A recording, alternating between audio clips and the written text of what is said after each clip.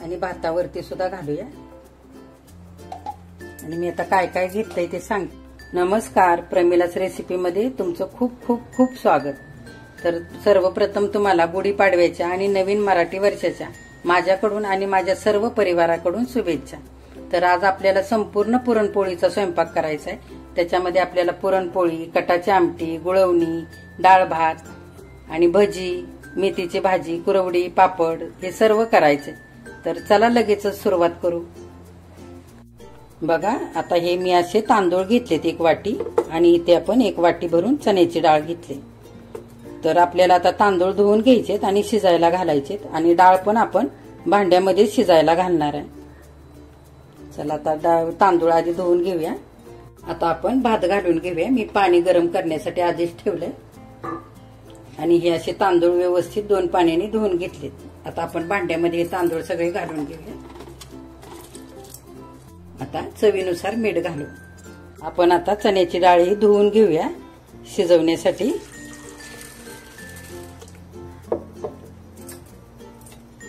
बघा, चण्याची डाळ शिजवण्यासाठी मी पाणी आधीच गरम करायला ठेवलंय। पाणी छान गरम पण झालंय। डाळ आपण आता ही धुवून घेतली, ही पण घालूया पाण्यामध्ये। ह्या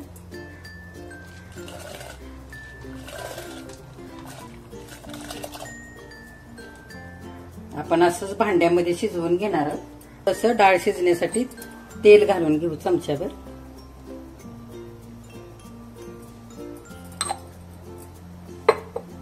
आणि थोडीशी हळद घालू। आपल्याला आता अशी डाळ शिजवून घ्यायची। आपण आता डाळ बघूया। बघा, यातलं पाणी पण आटलेलं आहे आणि डाळ आता अर्धी अशी शिजत आलेली आणि येळवणी आता कमी झालंय ह्याच्यात। आता काय करायचं, आपण असं ताट ठेवून घ्यायचं आणि त्याच्यामध्ये पाणी घालायचं, म्हणजे आपल्याला हे गरम झालेलं पाणी आता डाळीमध्ये ओतता येईल। आणि येळवणी पण कमी होत असेल तर ते पण आपल्याला ह्या पाण्याने वाढवून घ्यायचंय आमटी करण्यासाठी। आता आपण भात शिजलाय का ते बघूया। बघा, भात पण छान शिजलेला आहे, मोकळा मोकळा झालाय। आपल्याला आता वरण करायचंय। त्याच्यासाठी मी अशी तुरीची डाळ घेतली। आपल्याला थोडंसंच करायचंय नैवेद्यापुरतं। तर मी ते कुकरला लावून घेणार आहे आणि वरण करणार आहे। ते काय मी तुम्हाला दाखवणार नाहीये, कारण आता आपला व्हिडिओ खूप मोठा होईल। बघा, ताटावरचं पाणी गरम झालेलं आहे। आपण आता हे डाळीमध्ये ओतून घ्यायचंय आणि थंड पाणी नाही ओतायचं कमी जर झालं तर, कारण मग डाळ ना खूप अशी कडक होते आणि शिजत नाही लवकर। आणि परत आपल्याला ताट आता परत ठेवायचंय आणि आणखी पाणी ओतून घ्यायचंय, म्हणजे डाळ पण पटकन शिजेल। आणि येळवण्यासाठी जर पाणी कमी होत असेल तर ते पण वाढवून घेता येईल। बघा, हे मी गुळवणीसाठी असं 1.5 ग्लास पाणी गरम करून घेतलंय। छान गरम पण झालंय। आता आपल्याला गुळ घालायचा आहे। हे बघा, ह्याच कलरचा असा गुळ वापरायचा पुरणपोळीसाठी। तर हा थोडा गोड पण असतो आणि चवीला पण छान असतो। आता हा सगळा घालून घेऊया आपण। पूर्ण वितळून द्यायचा आहे गुळ। आणि तुम्हाला किती गोड, जसं तुम्हाला हवं तसं तुम्ही घेऊ शकता, किती गोड आवडतं तसं। आता आपल्याला हे होऊ द्यायचंय, छान उकळून घ्यायचंय। पूर्ण गुळ वितळेपर्यंत उकळवायचं। आपली डाळ शिजते तोपर्यंत आपल्याला पीठ मळून घ्यायचंय। मी गव्हाचं पीठ घेतलंय 1 वाटी भरून। आता मी जेवढी डाळ घेतली ना त्याच्यामध्ये साधारण 9-10 पोळ्या होतील, त्याच्या अंदाजानेच हे पीठ घ्यायचं। थोडंसं जास्त झालं एखाद्या पोळीचं तरी चालतं, कारण कसं कमी जास्त हुंडा होतो ना आपला करताना। ह्याच्यामध्ये मीठ टाकू चवीनुसार आणि थोडंसं तेल पण घालू। आणि आता थोडं थोडं पाणी टाकून आपल्याला सैलसरच मळून घ्यायचंय।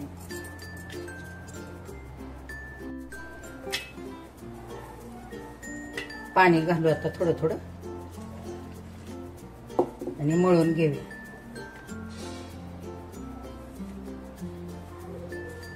सैलच मळायचं, छान जास्त घट्ट नाही मळायचं। असं थोडं थोडं पाणी घेऊन छान असं मऊ करून घ्यायचं पीठ। हे बघा, असं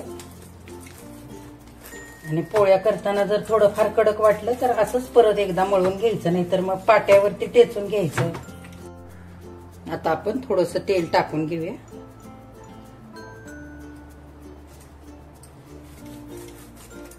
आणि असं तेलामध्ये पण छान असं मळून घ्यायचं. बघा पीठ मळून झालंय आता आपलं. आता आपण झाकण घालून थोडा वेळ मुरण्यासाठी ठेवून देऊया. आता आपण डाळ शिजली का बघूया.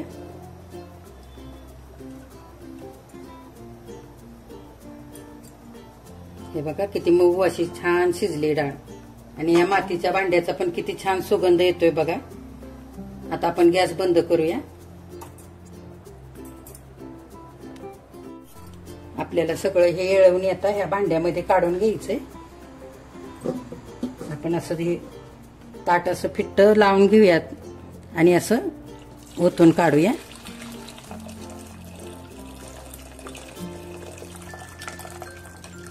सगळं नितळून घ्यायचंय व्यवस्थित. बघा हे इतकं येळवणी निघाले. आणि आता आपली डाळ आपल्याला आता परतवून घ्यायची आहे. तर आता हे येळवणी झाकून ठेवूया आणि डाळ परतूया. बघा आपण तेच भांड आता गॅसवरती ठेवून घेतलंय. गॅस चालू केलेला आहे. आणि एवढ्या वाटीनेच आपण डाळ घेतलेली ना, तर तेवढीच वाटी मी गुळ घेतलाय असा चिरून. तर तो आपण घालून घेऊया डाळीमध्ये. आपल्याला आता ही छान डाळ परतवून घ्यायची आहे.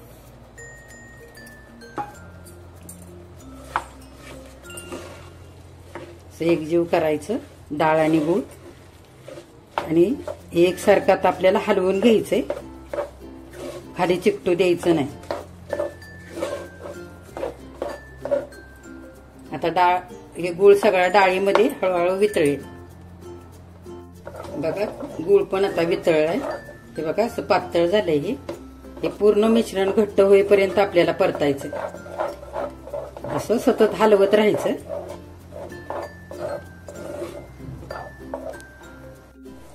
बघा आता हे पुरण आपलं घट्ट व्हायला लागले. हे बघा बघा पुरण छान परतलंय आता. हे बघा कलता आता छान उभा राहतोय पुरणामध्ये.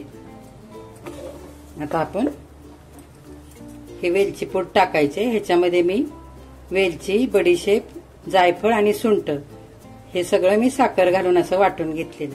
हे आता ह्याच्यामध्ये टाकूया आणि पुरणामध्ये एकजीव करूया.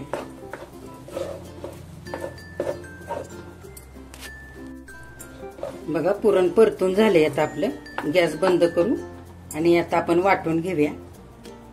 बघा मी हे असं मोठं भांड घेतलंय आणि त्याच्यावरती अशी चाळण मांडून घेतले. आता आपण पुरण वाटूया. तांब्याने किंवा छोट्या पेल्याने हे असं छान वाटून घ्यायचं. गरम गरम असतानाच वाटायचं.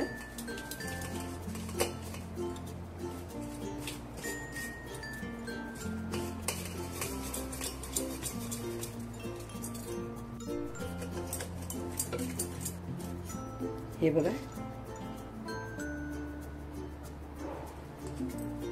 बघा सगळं पुरण आपलं वाटून झालंय. हे बघा एकदम छान असं वाटून झालेलं आहे. हे बघा आता आपण हे एका वाटीमध्ये काढून घेऊया. आता आपण भजीचं पीठ भिजवून घेऊ. आपण मिक्सरच्या भांड्यामध्ये ह्या मिरच्या घालून घेऊयात. लसूण, अर्धा चमचा ओवा आणि धने 1 चमचा आणि हे ओबडधोबड वाटून घेऊया. आपण आता थोडीशी हळद घालूया.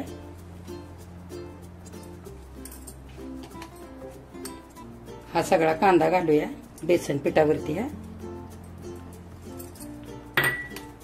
आणि हे वाटलेलं किती तुम्हाला तिखट हवं तसं घालून घ्यायचं.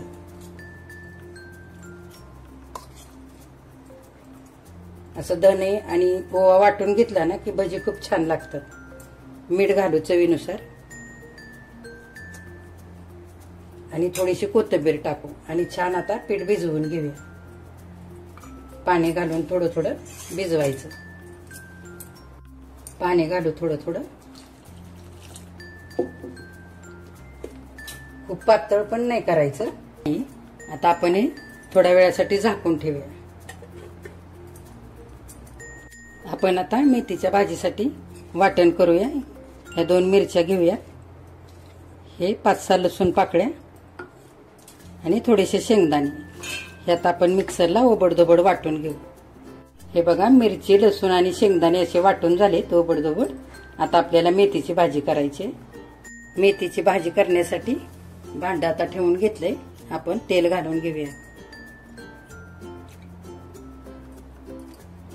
तेल आता गरम झाले. हे वाटण करून घेतलेलं घालूया.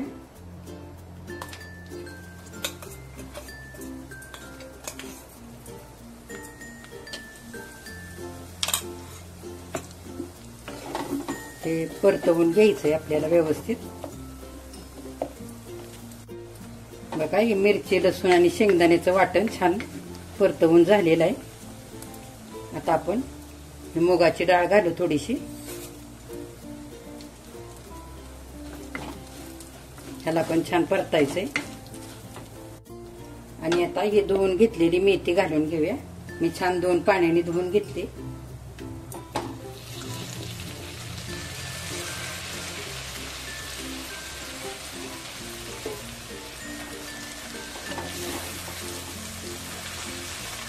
मीठ घालू चवीनुसार. आता हे छान एकजीव करून हलवूया आपण. हे असं छान हलवून घ्यायचंय. आता आपल्याला आमटीसाठी मसाला भाजून घ्यायचा. आता हा कांदा घेतलाय मी वाटीवर चिरून, हा उभा. त्याला आधी छान परतवून घ्यायचंय आपल्याला.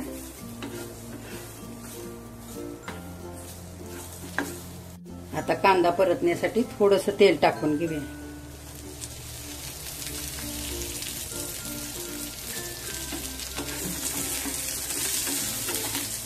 छान गुलाबी कलर वरती आपल्याला परतवून घ्यायचंय. कांदा बघा चांगला भाजलेला आहे. आता आपण 1 वाटी खोबरं असं वाळलेलं किसून घेतलंय ते घालूया.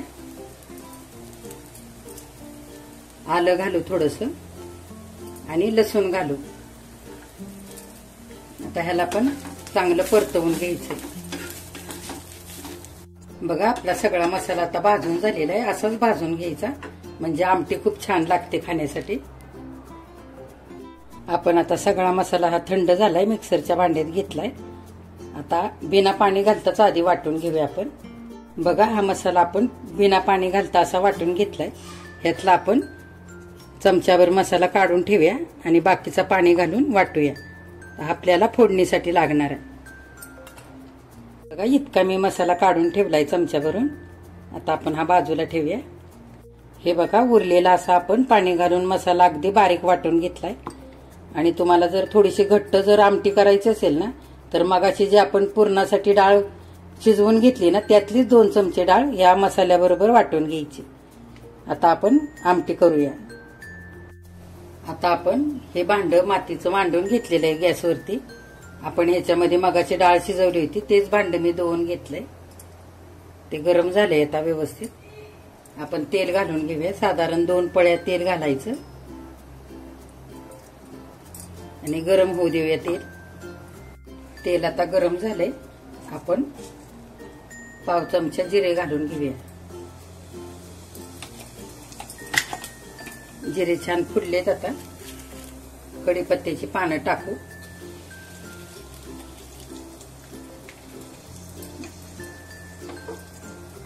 आणि हे आपण मसाला वाटताना हे थोडंसं आपण ओबडधोबड वाटलेलं वाटण आधी काढून ठेवलेलं ते घालू. हलवायचंय छान. आता तेलामध्ये हा कांदा, लसूण, खोबरं मिसळलेला मसाला 2 चमचे टाकून घेऊया. आता 1 चमचा काश्मीरी लाल तिखट टाकू.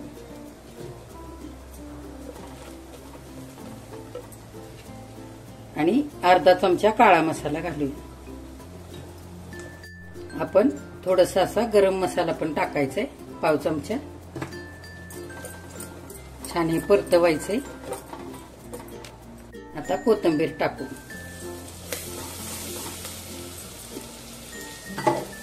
आणि हे वाटण केलेलं आता टाकून घ्यायचंय.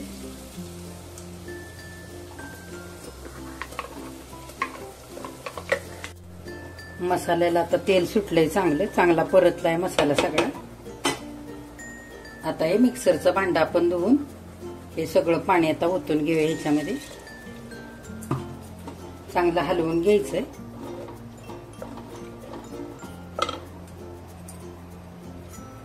आणि हे आपण येळवणी काढून ठेवलंय ते घालून घेऊया.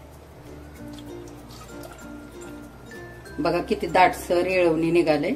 मी हे पाणी असं गरम करून घेतलंय, ते थोडंसं घालून घेऊया. आपल्याला जितकी करायचे तितकं पाणी घालून घ्यायचं, गरमच घालायचं पाणी.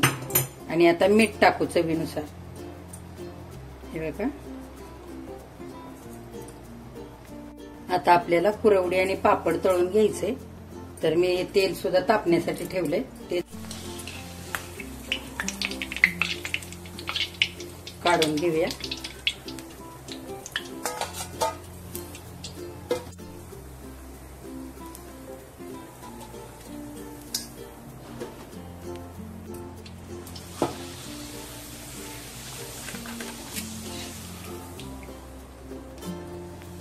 आता आपल्याला भजी करायचे. हे बघा भजीचं पीठ पण छान मुरलेलं आहे. आपण हे गरम तेल 1 चमचाभर असं घालून घेऊया भजीच्या पिठामध्ये आणि छान हलवून घ्यायचंय. आता आपण भजी करूया. अशा हाताने करायची. तुम्हाला कशी मोठी लहान अशी तुम्हाला कशी करून घ्यायची तशी करायची. हे बघा किती छान तळली आहेत भजी.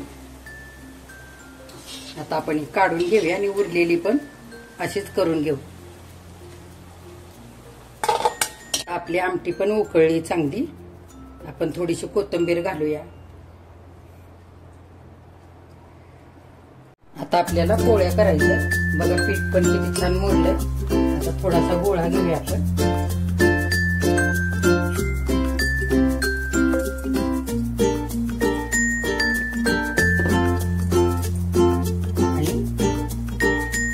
असं वाटीसारखं करून घ्यायचे पुरण भरण्यासाठी. आता आपण ही कणिक अशी वाटीसारखी करून घेतली बघा. पुरण आपल्याला भरून घ्यायचे. आता तुम्हाला किती हवं तितकं भरून घ्या. हे बघा थोडं जास्तीच भरायचं. तुम्हाला छोट्या करायच्या असतील तर थोडंसं भरायचं.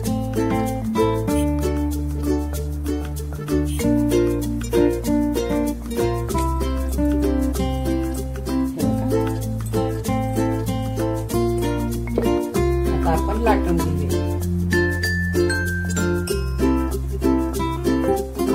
हाताने असं करून घ्यायचं म्हणजे पुरण सगळीकडे पसरतं. आणि एकदम हलक्या हाताने लाटायचं.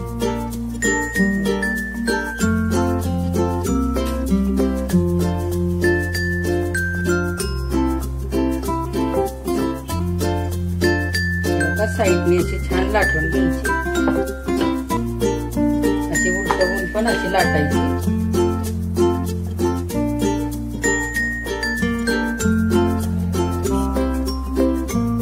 बघा किती छान तयार झाली. आपण तव्याला तेल लावूया. पहिल्यांदा तेल लावून घ्यायचं म्हणजे पोळी चिकटत नाही.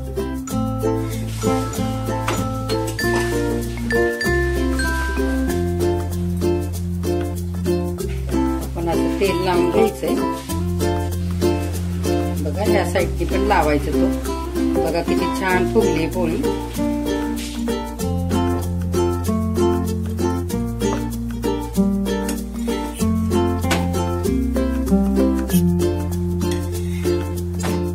बघा मस्त भाजले. आपण काढून घेऊया.